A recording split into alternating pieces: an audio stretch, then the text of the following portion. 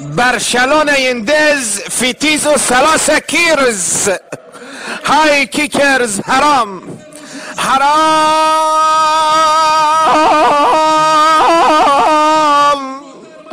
حرام يا ميونخ حرام. ماذا فعلتم ببارسلونا يا ميونخ حرام.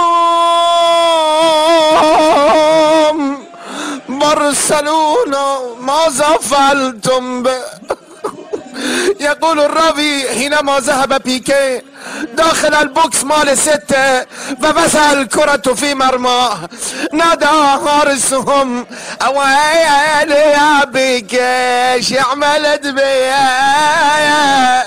به به به به آی بیکه چه کار کردی زیبا پدر و در وردی. آی پدر و در وردی بیکه